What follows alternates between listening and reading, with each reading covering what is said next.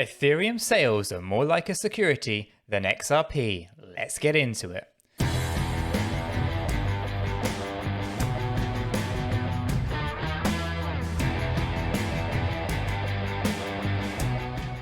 So Chris, Butinan's, Ethereum sales apparently are more like a security offering than, the XRP sales offered by Ripple. And we're going to get into this and see exactly what's going on. But the title sounds pretty juicy. So yeah, why not? If you find this video useful, informative, maybe even dash entertaining, hit that like button. We both really do appreciate that. And of course, if you're new to the channel and you've not yet subscribed, you're missing out on all the good stuff. Subscribe by subscribing, you're going to be kept up to date with all of the videos and live streams that we do here at Cheeky Crypto. Chris, anything you want to add, or shall we jump straight over and take a look at exactly what's going on here with the Ethereum sales and XRP sales? Yeah, let's have a look at all these securities. There we go. So Ethereum sales are more like a security offering than Ripple's XRP sales. And that's obviously coming from John Deaton, so we know he's a little bit biased, but let's see if he actually has any merit to go with it. So attorney John E. Deaton continues to fight for the XRP community, seeking arguments as to why the US Securities and Exchange Commission is wrong in classifying XRP as a security. Now, as far as I was aware, Chris, they're not actually going to try and classify XRP as a security, at least not at this stage. And they're just basically accusing Ripple that they were security sales and therefore unregistered and unlawful. Now, they're not asking for a judge to classify XRP as a security, not in the same way that they did with the Kin token and the Kick Interactive case. So I'm not sure if that's right or wrong. But let me know if you are more up to date than I am in the comments down below. Really appreciate that, and correct me if I am wrong. But ultimately, yeah, it's interesting, right? So he's seeking arguments as to why the SEC is wrong.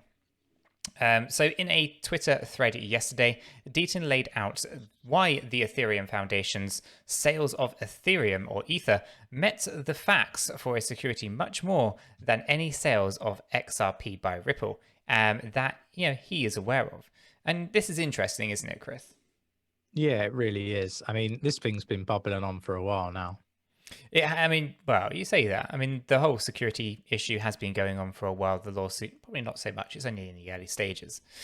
But, in doing so, Deaton specifically referenced in a video shared by the digital asset investor, via Twitter, in which Ethereum's creator, this is Vitalik, spoke about the initial fundraising and transfer of 500,000 Ethereum to Galaxy Digital's Mike Novogratz. And that's the same Mike Novogratz who was heavily criticizing Cardano. He had quite a nice amount of Ethereum there. That's interesting to know. Just, mental note. Park that one, Chris. You're terrible. I am awful. I'm awful. But, I like to, because ultimately these things matter, despite if they're trying to hide anything or not, or just, deliberately not disclosing. It's fine to, bash on a project, but you should be open enough to say, I hold a significant position in something different. Anyway, moving on. What Vitalik, or Vitalik, is doing in the below video is much more than an offering of a security than any specific sale of XRP that I'm aware of, though I'm not aware of all XRP sales. So as Deaton claims, the transfer of 500,000 Ethereum to Novogratz by the Ethereum Foundation is much clearer example of a sale of unregistered security than what is in the SEC's hands against Ripple. And so this becomes incredibly interesting, right? Because ultimately we had Clayton and, I don't say Clayton, but, the SEC in general kind of, said that Ethereum's not a security. It's free to continue as it is, right? But here's a clear example of something that actually represents a security more so than XRP. Yet XRP is the one that's slapped with a lawsuit. It makes you wonder. It makes you wonder. So here's the tweet, right? It's Johnny Deaton. So what Vitalik, I'm not sure that's how you say his name, is doing in the below video is much more than an offering of a security than any specific sale of XRP that I'm aware of, though I'm not aware of all XRP sales. The transfer of 500,000 Ethereum sold to Novogratz that Vitalik publicly stated saved the not sure what I guess there's a thread to that, which I can't see. But nonetheless, let's continue. So who benefited from the lawsuit against Ripple? There's a good question. So, 𝗕𝗘𝗪𝗔𝗥𝗘 and the video refer to the pre-mine that Ethereum team conducted in 2014-2015. The team had set up 3 pools prior to the launch of the network to pre-mine Ethereum, according to the fundraising collected, and the co-founders and early team members, as well as the Ethereum Foundation. So the pre-mined Ethereum were then sold to investors, early investors, which included 𝗕𝗓𝗪𝗔𝗥𝗘, who bought 500,000 Ether at 99 cents. In relation to this, 𝗕𝗘𝗪𝗔𝗥𝗘 argues the following. I mean, would you just imagine, before I get into that, Chris, buying Ethereum for 99 cents? Yeah. I mean, yeah, wow. I mean, yes, that's a lot of money made by 𝗕𝗓𝗪𝗔𝗥𝗘 in a short space of time. Interesting. I imagine in the future people will be saying that it'd be very similar to buying ADA at, I don't know, 18 pence. Oh, yeah, absolutely. You could see that for sure. So let's assume that XRP, just like Ethereum, was a security between 2013 and 2017. Why the selective enforcement? Many have argued that it's all about the escrow. I agree that the escrow is a relevant factor, but the escrow doesn't turn into a security, which is true. So, in the context, 𝗕𝗘𝗪𝗔𝗥𝗘 also raised the question of what the motive of the lawsuit was, as did former SEC Commissioner 𝗕𝗓𝗪𝗔𝗠𝗠𝗘, right? And I believe he's the one who was warning, the SEC over the lawsuit in the first place. But just a few days ago, the SEC refused to release its documents on the classification of Bitcoin and Ethereum as non-securities. As Jeremy Hogan stated, the SEC is apparently trying to hide something damning, which is why Ripple may be trying to obtain those documents. Along those lines, 𝗕𝗘𝗪𝗔𝗥𝗘 stated the following. When this case was filed against Ripple, individuals at the SEC knew that it would face problems and hurdles prosecuting this case. Was the filing of the complaint itself the goal? Was the complaint the weapon? The relevant question isn't who will be harmed by the mere filing of the complaint. The relevant question is who benefited by the mere filing of the complaint causing the harm. It's not that someone was against XRP per se, but favored or promoted Bitcoin and Ether and ? So it's an interesting one. Obviously, flip it on its head there. We know that 13 or $15 billion worth of damages were done to retail investors, courtesy of the SEC, because they're living up to their mission statement.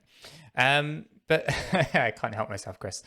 But nonetheless, there is flipping that on its head. It makes sense. Who potentially benefited from XRP suffering? And well, that money flowed elsewhere, right? It came out of XRP and potentially went into other projects like boosting Bitcoin, for example, or boosting Ethereum, because those were safe havens, at least in terms of how the SEC had them classified as non-securities. So actually, was there someone, maybe pulling the strings in the background there, that actually held a pretty healthy position in both Bitcoin and Ethereum? And, were they the people who were benefiting most? Or was there even a long, or a short, I should say, on XRP that filing the complaint was going to trigger some massive kind of windfall for some individuals? Lots of kind of speculation. No one, at least I'm aware of, knows for sure. I imagine there's probably a handful of people in the world that do know the truth. But nonetheless, we are where we are, and a lot of people are out here, like us retail investors, are left speculating as to why this lawsuit was filed in the first place. But some interesting things will have to come out, I'm sure, over why Bitcoin and Ethereum were classed as non-securities. That is incredibly relevant, and I'm hoping that they're able to obtain those documents because, yeah, there might be something in there that actually opens this thing up in a little bit more detail, and hopefully, Ripple are going to be able to get their hands on those. Anything you want to add to that, Chris? Just, yeah, I don't really like the speculation aspect of it all. I just kind of feel I like facts. But the one thing I am sure of is we'll receive the facts, but I guess even with the facts, being out in public knowledge, I guess there's still going to be speculation surrounding it all, which I think will be a real shame. But like, I guess it's a case of following the money. I'm pretty sure, there's going to be people out there that, are more intelligent than myself that are going to be able to join all the dots together and figure out what has really happened here.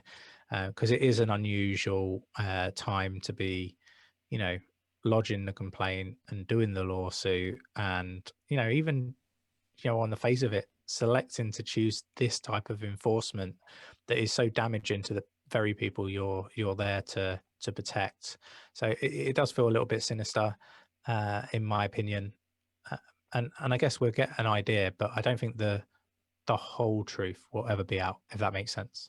Yeah, no, it would never be out. That makes a lot of sense to me. There's always things that never actually are disclosed.